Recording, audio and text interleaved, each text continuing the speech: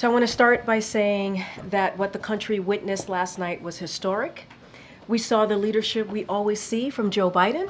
We saw a man who, as he has always done, put country first. Surrounded by his family, you heard the president say, "I revere this office, but I love my country more." He went on to say, "The defense of democracy is more important than any title. I draw strength and find joy in working for the American people. But this sacred task of perfecting our union is not about me. It's about you, your families, your futures. It's about we, the people. And I have decided the best way forward is to pass the torch to a new generation. That is the best way to unite our nation."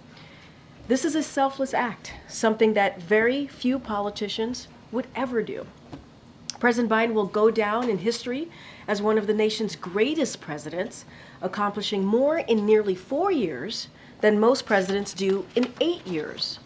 To quote him again, "I have given my heart and my soul to our nation like so many others have, and I have been blessed 1,000,000 times in return with the love and support of the American people."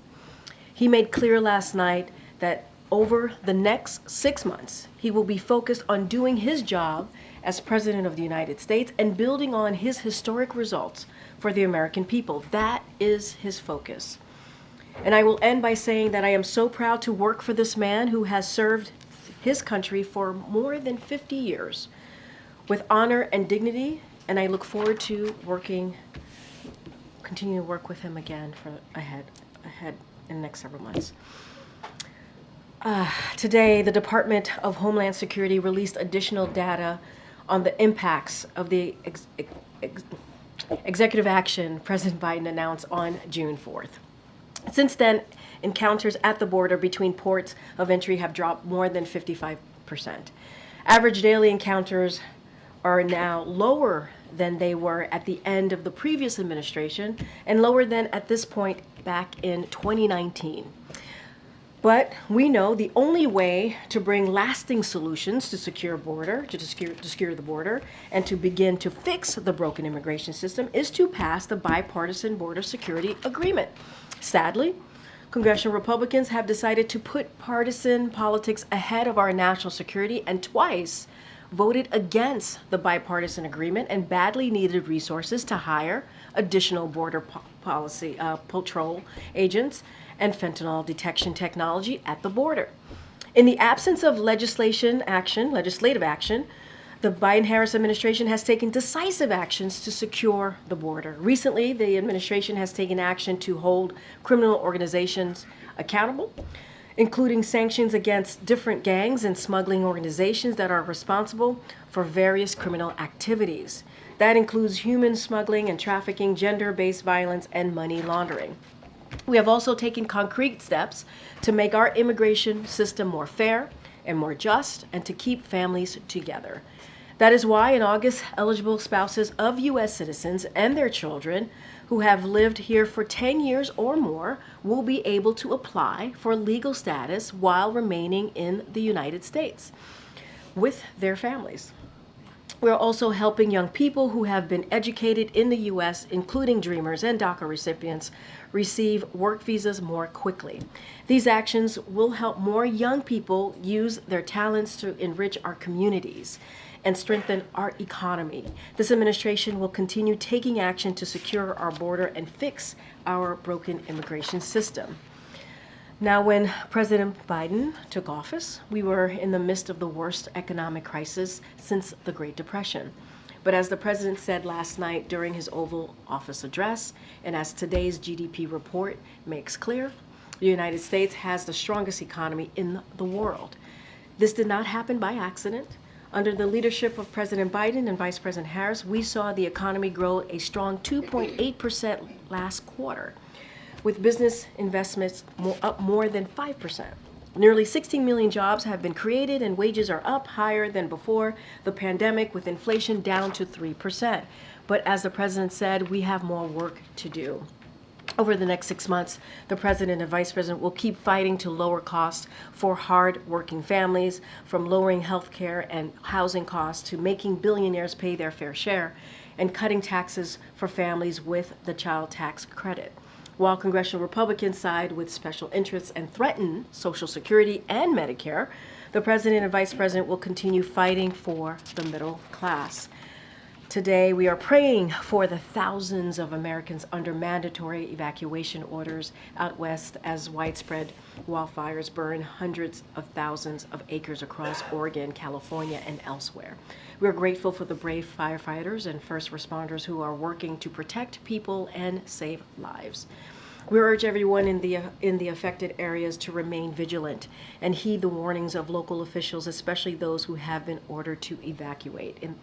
The President has been briefed on the fires, and we are in close touch with the governor's offices in affected states to ensure they have all that they need. White House and federal officials are also in close contact with state and local officials on the front lines of these fires, and 6,800 federal personnel from the U.S. Forest Service and the Department of Interior are on the ground, helping to fight the blazes and keep people safe. The Department of Defense has also mobilized 4 of its C-130 modular airborne firefighting systems to support fire suppression's effort. FEMA also issued several fire management assistance grants to help reimburse states for firefighting costs. As always, we stay ready to provide further support as needed. And finally, on Monday, Iowa's extreme abortion ban will take effect, banning care before a lot of women even know that they are pregnant. Iowa will be the 22nd state with an abortion ban in effect. All of these bans imposed by the Republican elected officials put women's health and lives in jeopardy. The President and the Vice President have been clear this should never happen in America, yet this is exactly what is happening in states across the country since the Supreme Court overturned Roe v. Wade. And it's not stopping at the state level. Republican elected officials in Congress have proposed four national abortion bans while refusing to protect nationwide access to IVF and contraception. President Biden and Vice President Harris believe that women in every state must have the right to make deeply personal decisions about their health care. They continue to call on Congress to restore the protections of Roe v. Wade into federal law and fight efforts by Republican elected officials to undermine our fundamental freedoms. And with that, I will turn it over to the Admiral John Kirby, who's here to take questions about the Prime Minister of Israel's visit and meeting with the President today, and take any questions on the Middle East. Afternoon, everybody. Hi. As you all know, the President and the Prime Minister are meeting right now in the Oval Office. There's a lot on the agenda, but first and foremost, we'll be discussing how deeply and how strongly the President feels, we feel, that we've got to get this hostage deal in place so we can get a ceasefire also in place, at least for phase one, for that those first 6 weeks. There are gaps that remain, and our team continues to work with our counterparts in the region to see if we can't close those gaps. We believe that they are of a nature where they can be closed and that we can achieve a deal. But it's going to require, as it always does, some leadership, some compromise, and an effort to get there. The President will be reaffirming for Prime Minister Netanyahu that he believes we need to get there and that we need to get there soon. Today is the 293rd day that these hostages have been held captive by Hamas. And you just have to assume that it is the most horrific of circumstances. Sadly, we know that not all of them are alive. Still hostages, still need to get home to their families. 293 days, there ought not to be a 294th. And we're going to keep working on that. I do anticipate that the two leaders will also have a chance to talk about other substantive issues in terms of the blue line up at the north and making sure we don't see an escalation of the conflict between Israel and Lebanon, and make sure that we're providing opportunities for both Israeli and Lebanese citizens to return to their homes, as well as, of course, the critical need for stability in the West Bank. We're still seeing violence in the West Bank that the President has been absolutely steadfast calling out as unacceptable.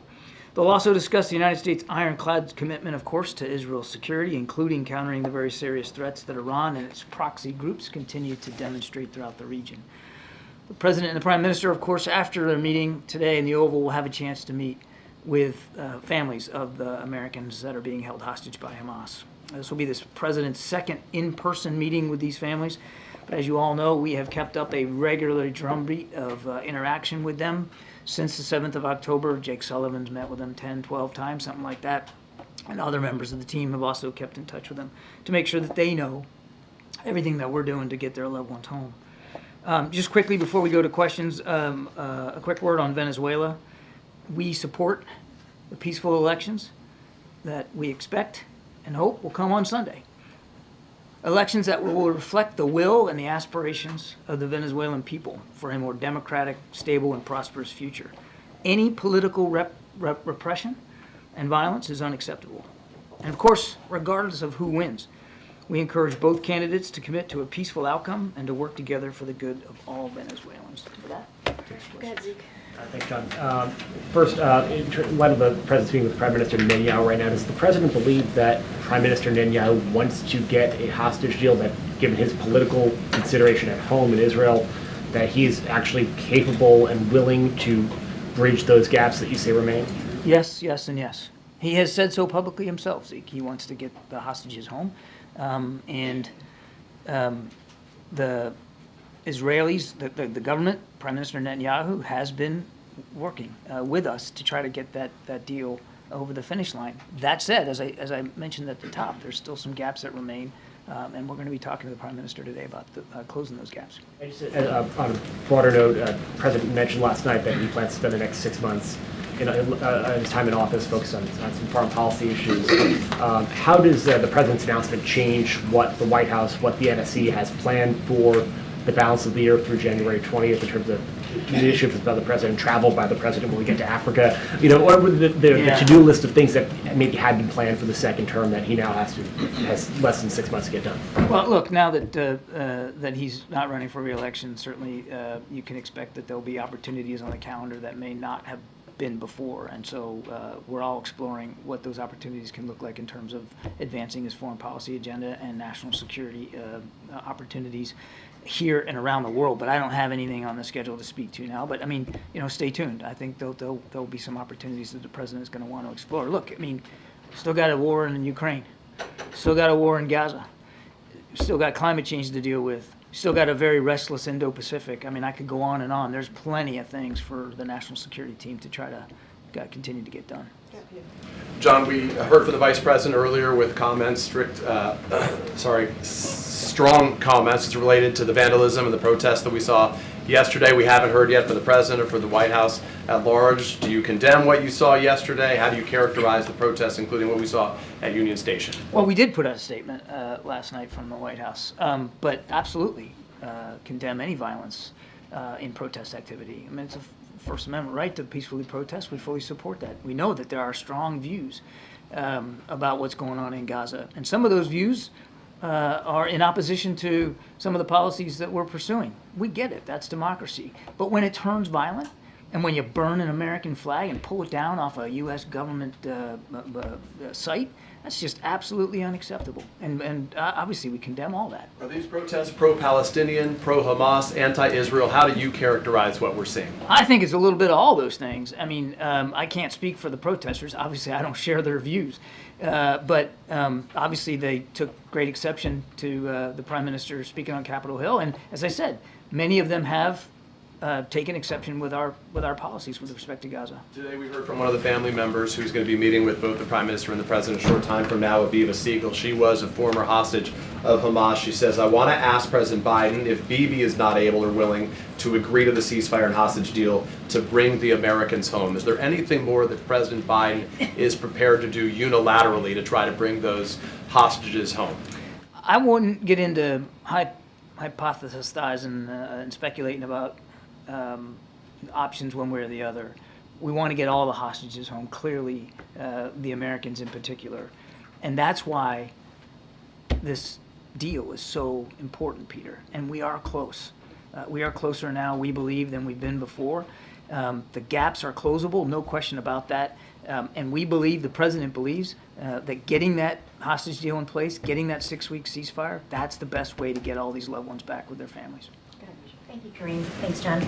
Did the U.S. find any of Netanyahu's remarks yesterday to be false or misleading? I'm not going to parse everything he said or do a fact check here from this podium. He should speak for himself about what his views are. He should, but he had a powerful stage, a joint address before Congress. Do you agree with assertions that Iran financially backs some of the protesters, that if there are Palestinians in Gaza who aren't getting enough food, it's not because Israel is blocking it, as 2 examples? So on the first example, we've said ourselves, the Director of National Intelligence came out publicly and said that we do know that Iran has been funding and encouraging some of the protest activity here in the United States. Some of it. We do not believe that all the protest activity out there on a daily basis is being fully funded by Iran. There's a lot of organic concern out there in the American people about what's going on in the Middle East, and most of these protests are formed and fashioned in that regard. On the second question, there has been a steady increase of humanitarian assistance getting into Gaza. The problem isn't getting it to Gaza right now. The problem is getting it around Gaza. And one of the reasons why it's so dang difficult to move things around inside Gaza is because there's a war going on and bombs are dropping.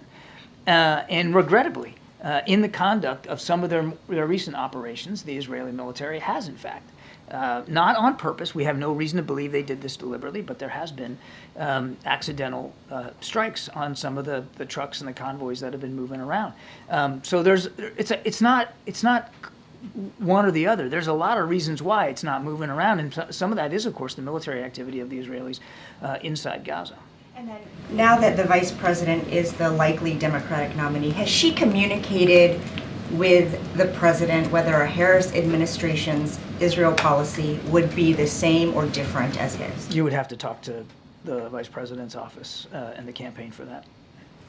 I would just, before I leave that though, just want to remind, she's been a full partner in our policies in the Middle East, particularly with our policies towards Israel and the war in Gaza, a full partner, been involved in nearly every conversation that the president has had with the prime minister, and very much engaged throughout.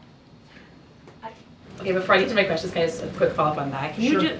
Can you explain to the American people who might think it just looks odd that she is having her own private meeting with the prime minister separate from the president's that suggests that they aren't speaking with one voice? I reckon if she was here, she'd be in the room right now, but she's not physically here. There's nothing unusual about that. And Vice President has, and I fully expect over the next 6 months will continue to have meetings of her own with foreign leaders. She's met privately with President Zelensky as well and others. It was 20 days ago that the administration first said that they were really optimistic about really closing the deal. Has nothing changed in 20 days? Is that still where we are? I wouldn't say nothing's changed. What are the remaining gaps? What are the sticking points? And I'm not going to negotiate in public. I wouldn't say nothing's changed. I mean, those last 20 days that you talk about, and we've been working really, really hard to try to get those gaps closed. There's still more work to be done. But we believe, as I said earlier, we're closer now than we've been before. And we think it's absolutely achievable to get this over the finish line. Sort of following up on Weij's point, there was one other thing that the Prime Minister said yesterday that's getting a lot of attention is that the conflict has had one of the lowest ratios of combatant to non-combatant casualties in the history of urban warfare. Obviously, our own State Department has found it reasonable to assess that the Israelis' actions at times have been inconsistent with international law. So who is correct here? And is the United States comfortable with the ratio of deaths between Again, combatants? I'm not going to go line by line through the Prime Minister's speech and debate it here from the White House podium. He should speak for his comments. He should speak for his views. What I can do is speak for ours. And the right number of civilian casualties is 0. And there has been too many civilian casualties in this fighting in Gaza. And as I just indicated in my previous answer, there continue to be civilian casualties in this war in Gaza. There continues to be desperate need for food, water, medicine, because it's a combat zone in many places. And we need to bring the war to an end. And one of the principal things that the president's going to talk to the prime minister about today is how we get there. How do we end this war? And the best way, in his view, is to get this deal in place. Get a 6-week ceasefire. Get phase 1 going so you negotiate to phase 2, get a cessation of hostilities, and more critically, get those hostages home. Thanks, Karine. Thanks, Admiral. You mentioned in your topper the word compromises. Does the President believe that, specifically, that Prime Minister Netanyahu needs to make compromises to achieve a ceasefire deal? Then it's not just Hamas. And also, what are those compromises that Netanyahu would have to make? If so? Both sides have to make compromises, and because we still have gaps that haven't been closed, I think you can surmise from that there are still compromises that need to be made. The Israelis already have made many compromises to get us to this point. Hamas, through their interlocutors, have made compromises to get us to this point, and yet we're still not there. So there's still a need for compromise. And will the President be saying to Prime Minister Netanyahu, you need to make compromises? Well, we're going to do a readout, and we'll tell you how the meeting went after it's over. But as I said in the opening statement, this will be a prime topic of discussion, that it's time now to get these compromises in place. It's time now to get the negotiation in place and get the hostages home. It's time to end the war. Thank you. How does the administration reconcile the comments that the president has made about the fact that Hamas has been decimated, its military objectives achieved, as he said some weeks ago, and the fact that we heard the prime minister again reiterate that he wants total victory? How do you all reconcile those two visions? I don't think they need to be reconciled. I think both things can be true. We do believe that from a military perspective, Hamas has been very, very badly beaten and denigrated. No question about that. Doesn't mean they've been eliminated. They still have leadership in place. They still can direct operations. They still have fighters at their beck and call. And we're seeing that every day. And we also still believe that they need to be defeated, that the threat to Israel needs to be eliminated from Hamas, and that whatever the post-war situation looks like, it can't end with Hamas being in control over Gaza. So I don't think that the two things are necessarily irreconcilable or at odds with one another. Thank you. Two questions. To what extent the war in Gaza has impacted the President's ambitious project IMEC corridor, and is I-2U2 being discussed today in the bilateral meeting? For the IMET corridor, I think it's too soon to know whether there's going to be a big impact on that. The president's absolutely still committed to it. We've still got the teams pulling together and working on that. It's got great promise for infrastructure and investment opportunities across that whole corridor, not only just for the movement of commerce, but the jobs that it will create just in its establishment. And secondly, President's another key initiative has been Quad. Right? Is President still committed to attending the Quad summit being hosted by India this year? We're still committed to there being a Quad Leaders Summit this year, but there's nothing on the calendar right now for it. Thank you. John, the meeting with the hostage families this afternoon that you referenced, can you just give us a sense of what message the President and Prime Minister want to bring to those families? What are they going to say? I won't speak for the Prime Minister, but the President intends to tell them how seriously he's still committed to getting this deal in place and getting their loved ones home. He's going to tell them that we're going to maintain the contact with them that we have had, that there's not going to be a gap in communication as we get closer here, hopefully to the end, and that he's not going to rest until all their loved ones are back. The pool was in the Oval Office briefly for the beginning of their meeting, and the two men were friendly and cordial, and President Biden was joking about how old he was when he first had a meeting with a previous prime minister. But we know that there have been tensions between Prime Minister Netanyahu and President Biden. Can you talk a little bit about the state of their relationship right now? It's a healthy relationship. And by healthy, I mean they're not going to agree on everything. They haven't, through the long political lives that both of them have enjoyed, always agreed on everything. They come from two different political traditions. But they know one another. I believe I know I'm speaking for President Biden that he's very comfortable in the relationship that he has with the Prime Minister and the ability that he has. He would do it anyway, but certainly with Prime Minister Netanyahu, the ability that he has to be candid and honest and lay it all out there, and he'll do that today. Did the president watch the Prime Minister's speech yesterday or see anything that he? I don't know if he watched it. I don't know that. And you didn't, do you have a sense of his reaction? I don't. Okay. And, yeah, okay, thanks. You're welcome. That was easy.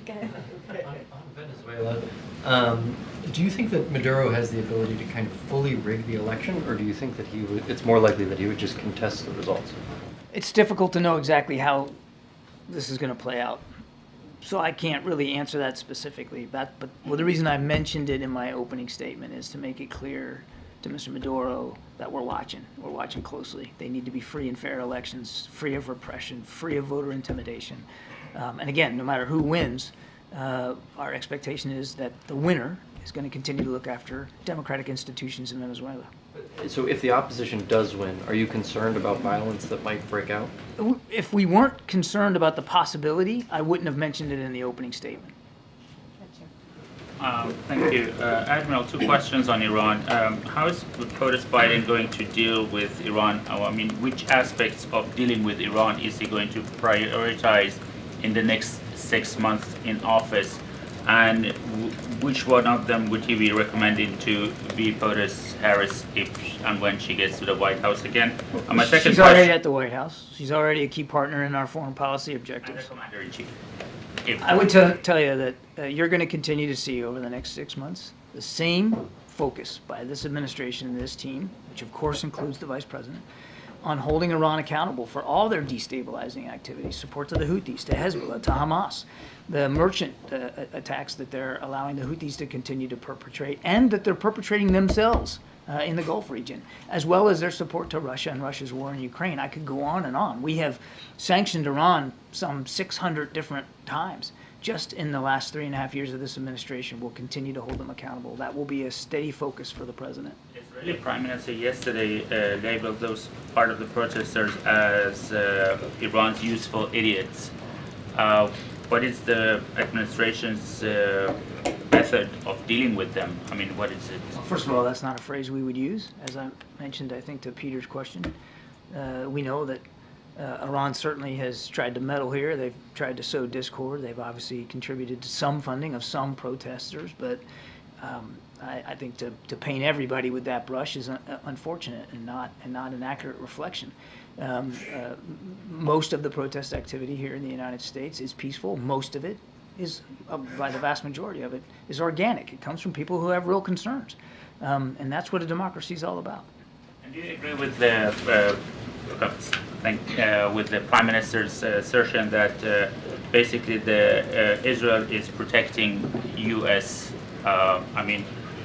Why is it sort of an overt criticism from leader of an ally? And what does U.S. need protection from an ally? I'm sorry, can you? Yeah. Well, he said when Israel fights Hamas, Hezbollah, Houthis, we are fighting Iran. When Israel acts to prevent Iran from developing nuclear weapons, we're not only protecting ourselves, we're protecting you. So why does the U.S. need protection from an ally? Isn't U.S. doing enough? It is clear that that Israel and the United States share a concern about Iran's activities, and the Prime Minister's not wrong when you're going after groups like Hezbollah or Hamas in this case particularly, or when we together try to defend each other against the Houthi missiles and drones that continue to fly. That is also because of the proxy nature of it, also countering Iran's activities. I mean, together, that's what allies and partners do. Thanks, John.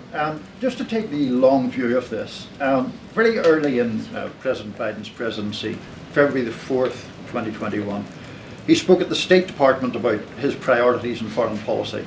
And he said that one of those priorities was reclaiming our credibility and moral authority. The Prime Minister of Israel is, in the judgment of the Chief Prosecutor of the International Criminal Court, a war criminal. Isn't posting an alleged war criminal in the Oval Office undermining of credibility and moral authority? No, because we don't consider him a war criminal.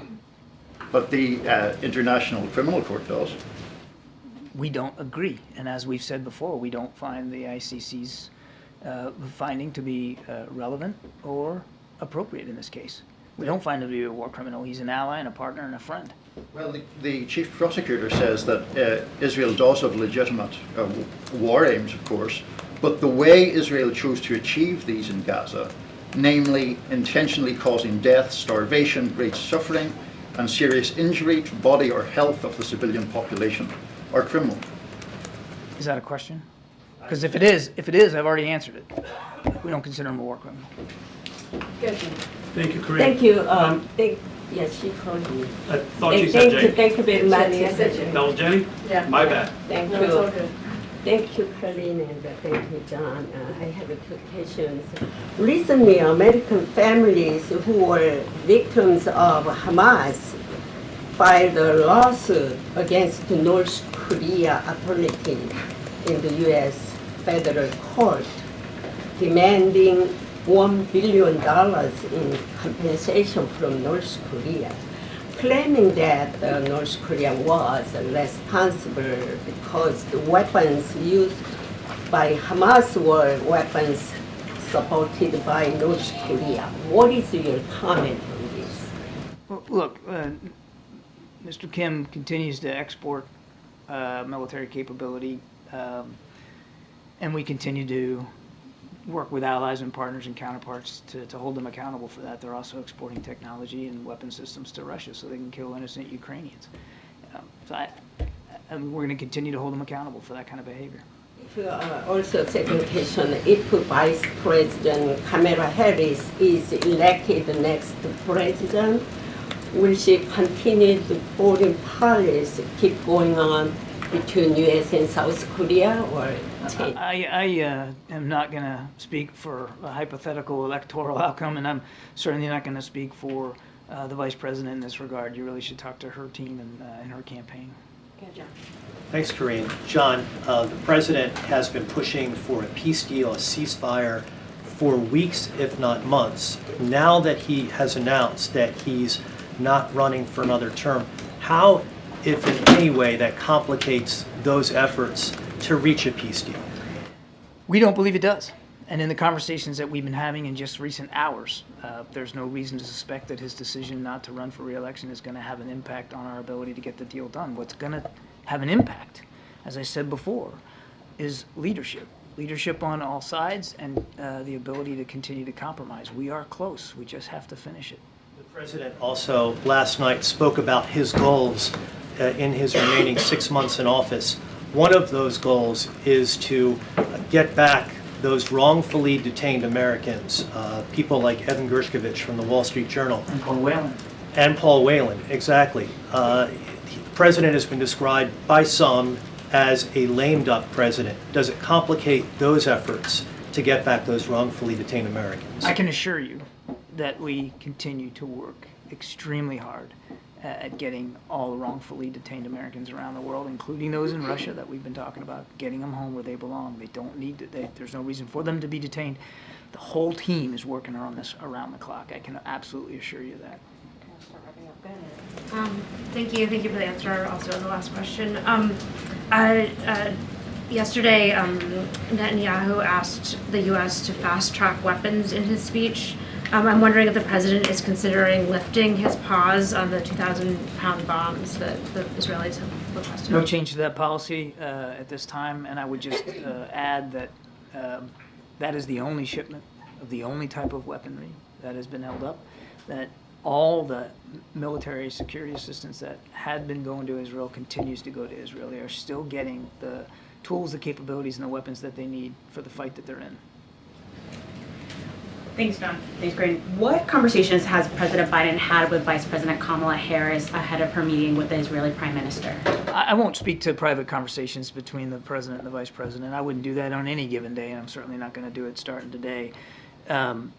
The Vice President, I'm sure her team will give her a readout of how the conversation with between the President and the Prime Minister is going right now, and that will, I'm sure, inform her conversation, but I'm not going to get more detailed than that. And just second question, what additional pressure is the President willing to exert upon Netanyahu, just given that the framework, as my colleague mentioned, was just submitted about a few weeks ago and still nothing has come of that. The framework for the deal? I mean, my goodness, there's, I know we're not there yet, and I get that there's more work to be done, but think about what has happened since he laid that out on the 31st of May.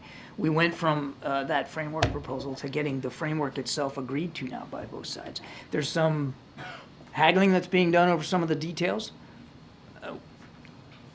Some of that haggling has had positive result, and we have closed some gaps. There are still gaps that remain to be closed, as I said earlier, some details that need to be worked out. There's an awful lot of energy and effort being put into this, certainly by our team, but I'll go so far as to say by our counterparts as well. Good, Jay. Thank you, Corinne. I've got 2 questions, but first, can you tell me the backstory behind the nice bling you've got around your neck over there? Well, and I had a chance to meet with some of the hostages' families myself back in December. And the father of one gave me this to wear, and I try to wear it as much as I can, just to remember that, again, 293 days they need to be home with their families. And since they're here at the White House, and this is going to be a prime topic of conversation, I thought it was appropriate to wear it today. Does the president have one? I don't know. Okay, I've got 2 questions. Is it or is it not the U.S. government's position that UNRWA is complicit in terrorism? UNRWA does some things that no other agency can do on the ground in Gaza. You and I both know that. Now, there has been an investigation done to some of their employees, and I understand that there's been some additional claims or charges against additional employees too that have been laid out there, but it's clear to us that UNRWA has taken this seriously. They fully investigated it. They eliminated the employment of those that they believe were involved in terrorist activities. It's absolutely unacceptable, not just to us, but it should be, and we believe it is, unacceptable to UNRWA. But UNRWA is still, and yes, I know we're not providing funding them now because of legislation, but I think it's important for people to know that there are things that can't get done without UNRWA's cooperation and support on the ground. And the government's position is that those are claims and charges, right? Claims and charges. Some of them have been verified because they did their own investigation, UNRWA did, and terminated some of those employees. So clearly, there was something to it. My second question. Hezbollah has been firing thousands of rockets. At what point does that violate the president's don't warning? We are working, as I said in my opening statement, to try to resolve the differences at and around the blue line. We haven't seen, although there has been firing back and forth across that blue line, we want to see that stop. We haven't seen it escalate into an all-out war here, and nor do we want that to happen, which is why we're working so hard diplomatically to try to find a solution. One of the things that the Prime Minister and the President will talk about today is what we need to do, what more do we need to do to stabilize the situation on the blue line so that families, both Lebanese and Israeli, can start to move back to their homes. All right, let's let the Admiral go. Go ahead, Jerry. You have the last question. Thank you, Kareem. Good afternoon, Admiral. The progress that you cite as it relates to sort of the phase 1 hostage and ceasefire deal, does that signal that there has also been progress in the day after post-conflict Gaza and sort of what that government looks like? No, those are 2 different processes. I mean, when I'm talking about progress made and gaps that can be closed, I'm talking about the ceasefire deal itself, which, as you know, has 2 phases to it. Phase 1 gets you 6 weeks of a ceasefire and the return of the most vulnerable, but not all, but the most vulnerable of hostages. That's a separate process than what you call the day after, which is something, frankly, that Secretary Blinken's been working on since almost the day after October 7th in terms of trying to figure out with our partners on the ground, including the Israelis, but Arab partners, what does governance look like when the war is over, and how are the aspirations of the people of Gaza actually met by a governing body and a governing authority that has an interest in meeting their aspirations for peace and security. How would you characterize that process right now? It's ongoing, and still a lot of work is being done. I mean, if you want me to give it a report card, I can't do that, but I can tell you that Secretary Blinken, Jake Sullivan, the whole team is still very much dedicated to that. And John, Pope Francis reiterated this call today for an Olympic truce. Can you comment on that? Great, could you? All right. Okay. Thanks, Green. Yes. Thank you, Admiral. I forgot to thank him. Yesterday, you were asked a couple of times about the rationale for the president's decision to tune in. One thing the president did not say was explicitly why he stepped aside. He talked about how he believed it was in the best interest of the country to step aside, but why did he believe he was going to lose to Donald Trump? Look, I think that the president actually answered this question. I think, wait, no. I think the American people think he answered the question. He said, I revere this office, but I love my country more. He said, I draw strength and I enjoy in working for the American people, but this sacred task of perfecting our union is not about me. It's about you, our families, your futures. And I've decided the best way forward is to pass the torch to a new generation. That's the best way to unite our nation. He talked about unity. He talked about passing the torch. I know there is a time and a place for long years of experience in public life, but there's also a time and a place for new voices, fresh voices, yes, younger voices, and that time and place is now. That is what he said. That is why he laid out why he's passing the torch, why it's time to give it over to new, fresh voices. And he also talked about unity. And I would also refer back to his letter where he talked about also wanting to unify his party. Did the president believe that his presence in that race was divisive? I'm not going to get into more than what the president laid out. He talked about unity. He talked about bringing the party together. He talked about putting the country first. He talked about passing over the torch, bringing in new voices. I think he laid out very clearly why he decided to make this decision. And I believe the American people got it. They understood it. If it was clear, I wouldn't be asking the question, but I'll move on. I think it's clear. Okay. I do. I think the American people do. For several weeks, the White House has said, had said multiple times that the president was not going to leave the race. He ultimately did. You've also said several times that the president would not pardon or commute the sentences for his son, Hunter. I just want to make sure that that is not going to change over the next 6 months. The president's saying he would not. It's still a no. It's still a no. It will always be a no. It's still a no. It will be a no. It is a no, and I don't have anything else to add. Will he pardon his son? No. Thank you, Corinne. So picking up on Zeke. Yeah, sure. For such a monumental decision, the president did address why he left the race. Well, thank you. But he left a lot of it for us to read between the lines. He did not make clear why he's leaving the race, even in the excerpts that you bring up. Yep. He says that, the best way forward is to pass the torch to a new generation. Is he saying it's because he was too old? In another one, he said that it was for the sake of democracy. That does not answer why he thought he was in the way of democracy. Why did he make this decision? A new generation, and he also said the next sentence was to unite, is also to unite the nation. Look, the president has talked about this twice. One in a letter that he addressed to the American people on Sunday, laying out a very monumental, to your point, it is a monumental decision that he made, and he thought very long and hard. He also said that he's been serving this country as a public servant for more than 50 years. It is not an easy decision to make. He talked about unity. He talked about the next generation. He talked about passing the torch. I was asked in this room a couple of days, I don't know, maybe 2 weeks ago, all of these days are coming together, that when the president ran in 2020, he talked about passing the torch. He talked about the next generation. He talked about being a bridge to the next generation. And I was asked, is that something that the president still wants to do and still cares about? And I said yes. And so this is part of that, right? This is part of what he said in 2020. He talked about unifying the nation. He talked about unifying the party. And he believed the time was now. The time was now to step down from his reelection and to move, ahead with the next 6 months, the end of his term. And that's what he decided to do.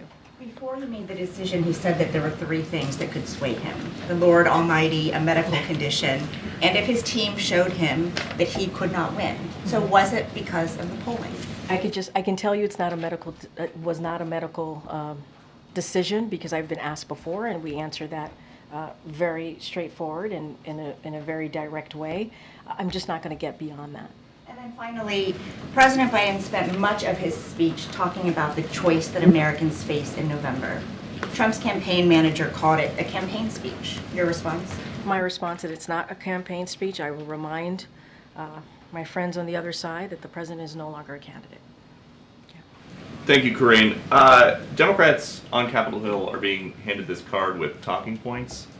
about the vice president and the border. Do you know who's handing this out? I have no idea. You probably should ask her campaign. So the first one says Vice President Harris was never appointed border czar. There's never been such a position. It doesn't exist. Why are Democrats so sensitive about the vice president and the border? Why are Republicans so sensitive about actually not owning up to them getting in the way of a border deal? Why? Why won't they own up to that? Why won't they own up to the last president told them not to move forward? It was a bipartisan deal on just right there, available to them, and they voted twice against it. Twice against it. Why are they so sensitive to moving forward and actually dealing on an issue that majority of Americans care about, is dealing with what's going on at the border? Do you think that the border would be less of a talking point now if there was less migration to the border, say if somebody had addressed root causes of migration sooner? Wait, hold on a second. Did you not hear the beginning of I know there were a lot of toppers, but one of the toppers, I talked about what we're seeing at the border. It's down by 55%. Not because of Republicans in Congress and what they did. It's because of what this president and this vice president did. He moved forward and took actions to deal with what's going on at the border. Republicans continue to block getting resources to the Border Patrol agents. They continue to block actually dealing with an immigration system. So yes, we are going to debunk the false characterization of the vice president. She was not a border czar. And it's not just us. Independent fact checkers have said the same thing, that did not exist, and that is not true. And a different topic, Russia and China are teaming up in the skies near Alaska for the first time ever. Are you getting a sense yet, based on everything that's been going on, that some of America's enemies might be looking at what's happening here and think there's nobody in charge? So let me just say this. There is very much someone in charge. The president is the president until the end of his term. So that statement is certainly false. And we have seen the president bring together our allies and partners. He reinvigorated NATO. He got more than 50 countries behind Ukraine to make sure that they were able to defend themselves against Putin. He stood up to Putin, and he's done a lot more. And now, right now, as we're speaking, I believe it's still happening, the president is having a bilateral conversation meeting with the Prime Minister of Israel. So, who, by the way, the Prime Minister of Israel thanked the president for the work that he's been able to do in helping to make sure that Israel is able to have an ironclad security, right? And so that's that. But let me be clear. I want to actually address the basis of your question outside of saying there's no leadership. Our Department of Defense did not see this activity in Alaska Air Defense Identification Zone as a threat. North American Aerospace Defense Command, NORAD, continues to monitor PRC and Russian activity near North America and to meet presence with presence. U.S. and Canadian aircraft detected, tracked, and intercepted the Russian and PRC aircraft, and more broadly, the U.S. remains concerned about the PRC and Russian collaboration across all instruments of national power that do not promote global stability and security, not just in the Arctic, but the president, if anything, if you look at his foreign policy objectives and what he's been able to do and what the last administration did, the last administration ruined our relationships with our partners and allies. This president had to fix that and make sure that we actually mended our relationship with our partners and allies. And that's what we've been able to do. And a perfect example is what we're seeing with Ukraine being able to defend itself against Russia's aggression. Okay. So yesterday and again today, you insisted that the president didn't make this decision because of a medical condition. It wasn't about his health. Yesterday you said that he couldn't finish a second term if he won one. So was this decision to step out of the race just a political calculus? He just didn't think he could beat Trump? I don't have anything else to add to what the president said himself last night, to what he penned and released to the American people on Sunday. Don't have anything more to add to that. He wanted to unite the country. He wanted to pass the torch. He felt after 50 plus years of public service, the time was to do just that. I don't have anything else to add. Do you have anything to add on what he teased about proposing reform to the Supreme Court?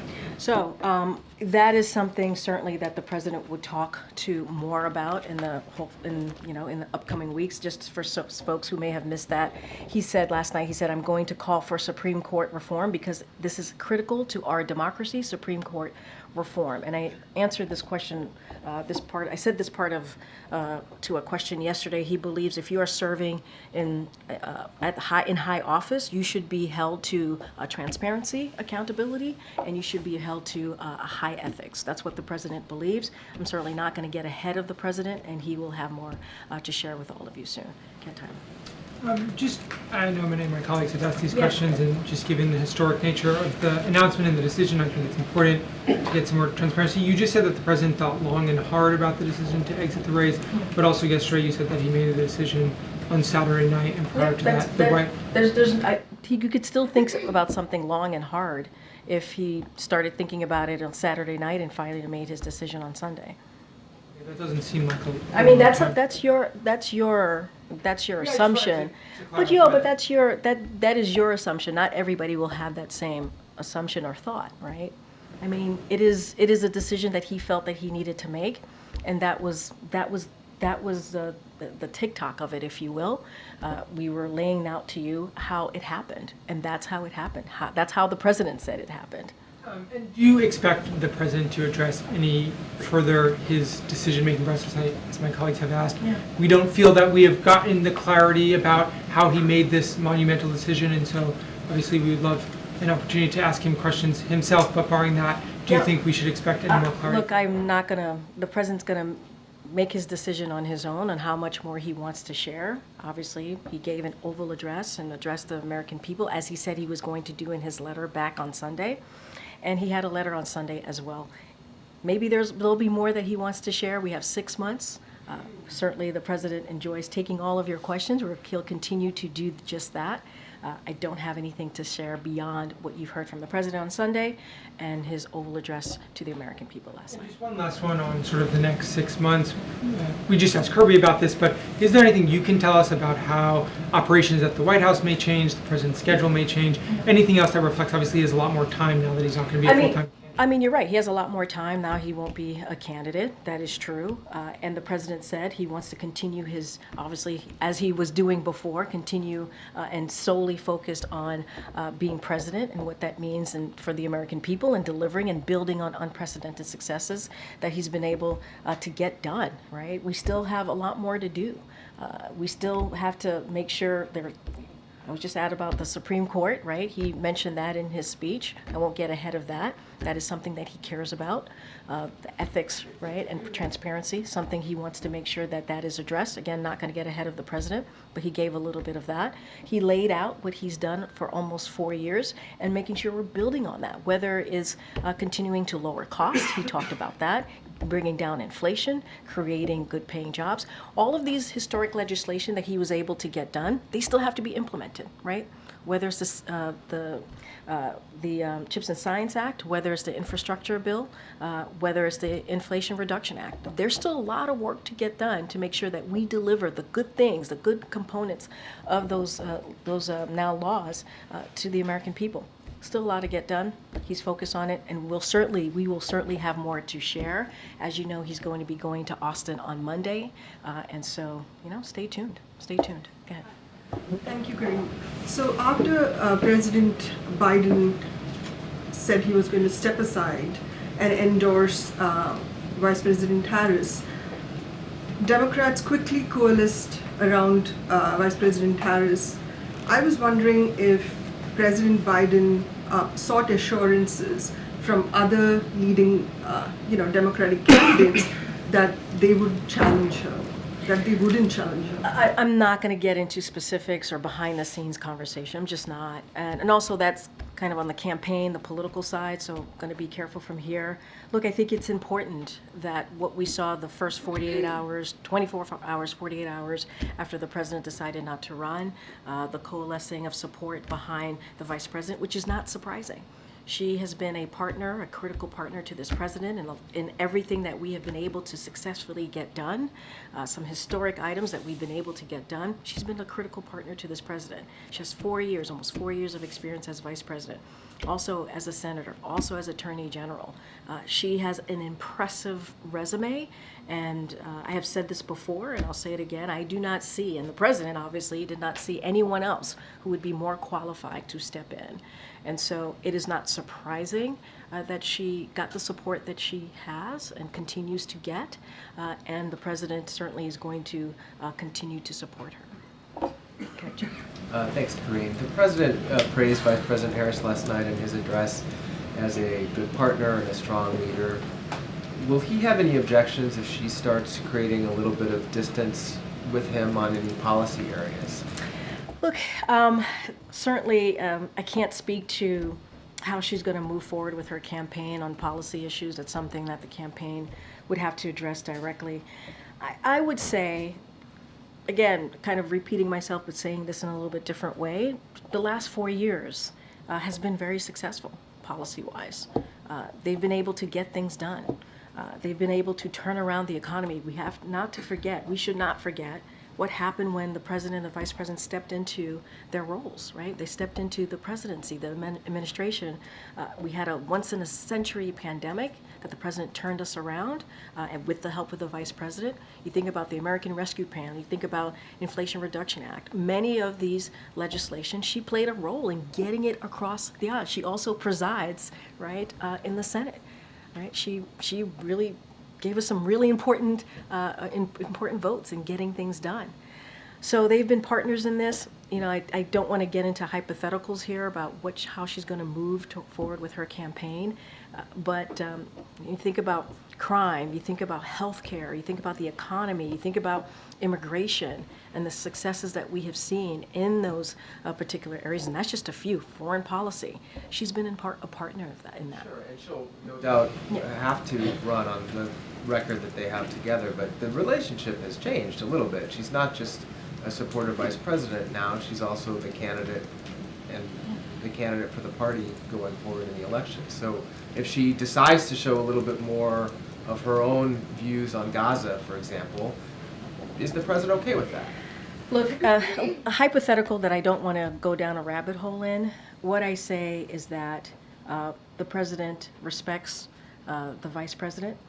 He endorsed her, believing that, as I said, passing the torch to the next generation of new voices, that she was more than qualified to do the job, more than qualified to step in on day one, as he said himself. I'm just repeating him.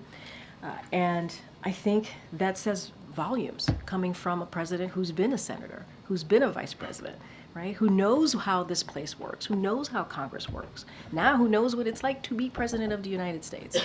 I think that is, I think coming from this president says a lot.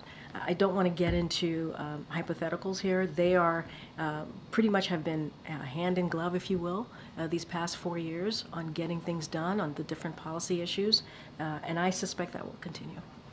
Good, Karen. You mentioned now about what the president said last night about the vice president, but one thing he didn't do was explicitly tell Americans to vote for her. He said, now the choice is up to you, the American people. Why not use that moment when he had millions of people tuned in to say that message flat out? Because he was being mindful. This was an Oval address. This was not a campaign political address. This was an Oval address. And he thought it was important, he said it, he started off his remarks talking about being at the Resolute desk, talked about the space and the portraits that were in the room, the busts that were in the room, the importance, the heavy weight of that office.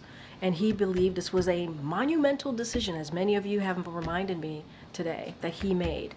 And he wanted to take that opportunity to talk through what he's been able to deliver, to talk about what it meant for him to be president, an honor of a lifetime, and to lay out what this next 6 months is going to be.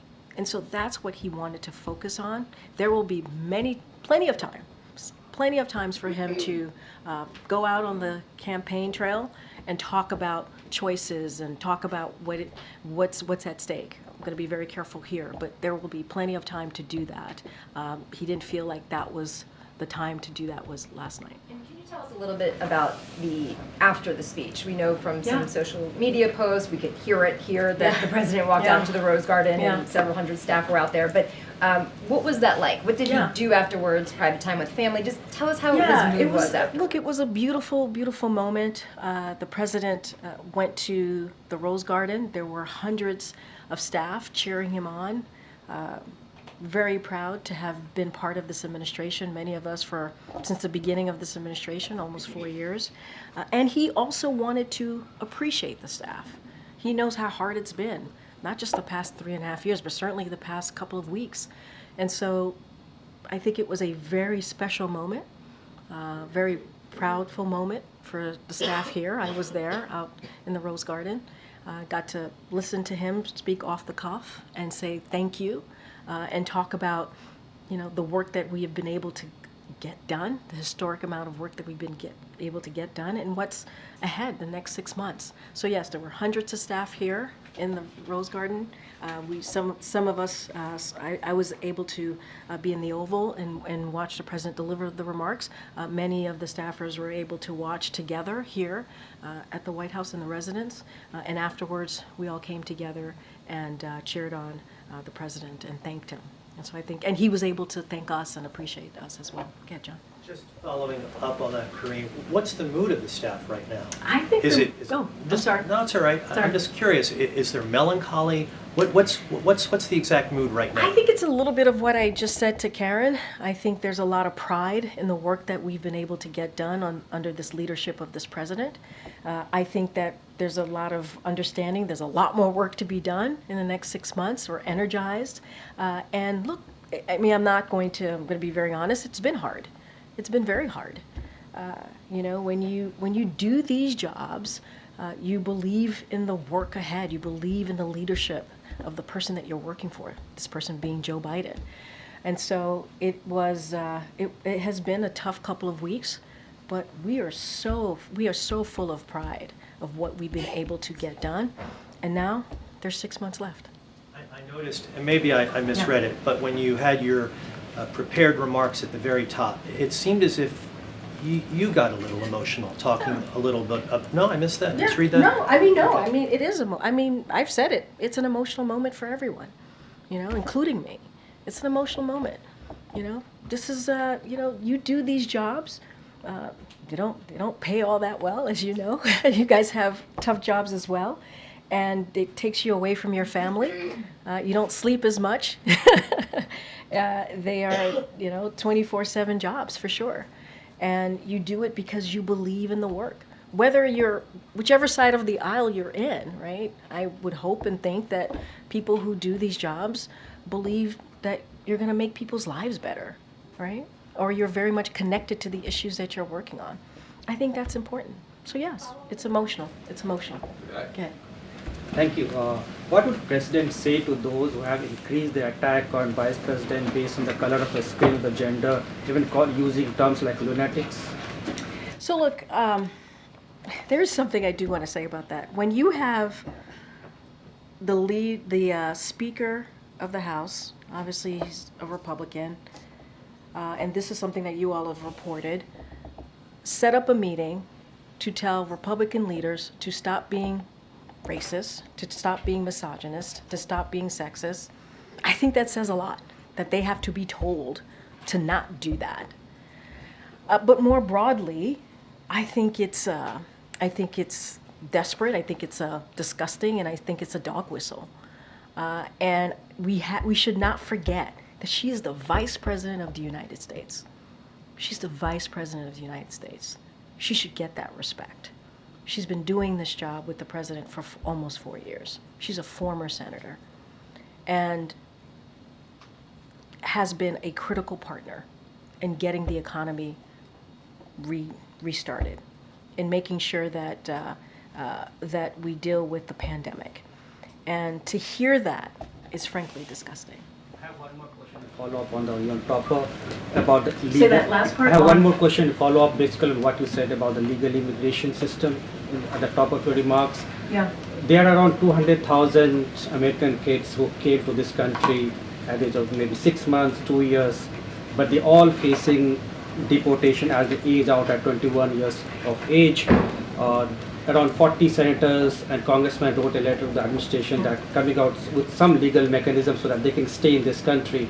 That many of them are doing quite well. What would the president be doing for them? I mean, look, I certainly we don't have any policy announcements to make at this time, but again, I talked about the bipartisan agreement that came together from the Senate, where we negotiated a process to help the so-called documented dreamers, and sadly, Republicans, and I've said this many times already at this podium today, which is that they voted it down twice. They voted it down twice. And as I said at the top, you know, we are going to provide protection to more than 500,000 people and keep families together in the U.S. That is something that the president announced back in June, and that is something that we're going to continue to do. Look, the way to deal with a broken immigration system is to get legislative process done and move forward. We started that. Republicans voted it down twice. We had a bipartisan option. That would have been the toughest and the fairest way to move forward in dealing with the immigration system, something we hadn't seen in years, and they voted it down twice. And so that is how we're going to move forward, is making sure Congress gets the work done that they need to. I know I think I have to, right? Get it. Thanks, great. Two topics, the economy first, if I could. Sure. There's a new CNN poll out that says 39% of adults worry most of the time or all of the time that their income will not be enough to meet expenses. Prices are up 19% since President Biden and Kamala Harris, so the vice president, came into office. How long do Americans have to wait till this worry goes away? So look, too many families are still struggling to make ends meet. That is something that the president understands, and that is why he works every single day to make sure that we address these issues for hardworking Americans. I talked about the historic accomplishments that this president has done. You think about the Inflation Reduction Act, which only Democrats voted for. Insulin is now capped at $35 a month for seniors. The president wants to see that go more broadly. This goes into the question that I was asked, what else does he want to do? Continue to lower costs, right? You think about what he's been able to do to get housing assistance for Americans who are having a hard time with rent, with getting a house. And so he has taken actions to deal with that issues that Americans have. We get it. We get it. Over the next 6 months, that's what we want to continue to focus on as well. And we know that Americans, again, are having a difficult time. But our stance and how we see this country is very clear. Republicans want to give a tax break to corporations, a big tax giveaway to corporations and billionaires. They want to actually go after Social Security and Medicare. That's not what we believe. That's not what we want to do. We want to protect those important programs that Americans need. So if I could, the other topic. Last night, the president kept with the theme of saving democracy, alluding to the fact that maybe former President Trump is a threat to democracy. The vice president is using the same language. Is this a dangerous rhetoric? Look, it is important that we continue to talk about unity. It is. Saving democracy, making sure that we're unified as a country. And he called on the country to come together. That is something that is a theme that he's talked about since 2019. Since 2019. Nothing new here. And I'll quote, "Keep calling out hate and extremism. Make it clear there is no place in America for political violence." That's something that the president said last night, or any violence ever, period. "I'm going to keep speaking out to protect our kids and gun violence." This is something that the president truly believes in. But bringing the country together is a big part of it. That is actually the theme. Unity is the theme that you heard from his remarks last night. Go ahead, Jenny. But he still talks about a threat to democracy. I mean, there are now 3 public attempts that were, or threats to the former president that we know of. Yeah. Iran being one of them, the shooter the other night. So how many threats are enough to lower the temperature? The president has called on lowering the temperature. But here's the thing, Ed. It takes on all of us to lower the temperature. All of us. I hope you can read between the lines of what I mean by all of us. It takes all of us to take that action and to lower the temperature. And I think when you have a president that uses the Oval Address to talk about unity, not just once, he did it right after, sadly, right after the former president the attempted assassination on the former president, talked about lowering the temperature then, and also talked about really denouncing, condemning political violence and how it has no place in this nation. He talked about, used the Oval Office to do just that. And we've been condemning political violence for some time. Go ahead, Jenny. Passing the torch obviously was the central theme yesterday of the Many address. themes. Okay, one of the central themes. And you just mentioned his commitment in 2020 to run as a bridge candidate. 2 weeks ago at the NATO press conference, he was asked exactly that and what changed, why he's not doing this anymore. He said, "What changed was the gravity of the situation I inherited in terms of the economy, of foreign policy, and domestic division. Obviously, since the presser, none of these factors have changed." So I think it's a fair question for all of us to ask you, if you can help us understand Here's the thing. It his is shift in thinking. No, sorry. Go ahead. No, sorry. Go ahead, Jenny. Made Go ahead, him sorry. arrive at this conclusion that passing the torch now is the right time. And it is a fair question to ask. I don't have anything else to add to what the president said. I'm not going to get ahead of this president. I'm just not. He put out a letter, and he said what he wanted to say about the situation last night. I'm not going to get ahead of it. I'm not saying it's not a fair question to ask. I do not have anything more to add than what the president said. Yes, he talked about passing the torch. He talked about unity. He talked about bringing the country together. That is what he wanted to share to the American people. If there is more to say, I will leave that to him to say that. I don't have anything else to add. Quick thing, obviously Kirby just teased that there might be opportunities for trips or legacy engagements in the next 6 months. Is there anything you have talked to him about, something that he wants to do before he leaves office? I think he's still thinking through it. I think that it's going to be a process. We have a lot of things that we want to get done domestically, in foreign policy space. NSC is thinking through it. The president's thinking through it. And when we have more to share, we certainly will share that with all of you. Thanks, everybody. All right. Bye. Thank you, Corinne.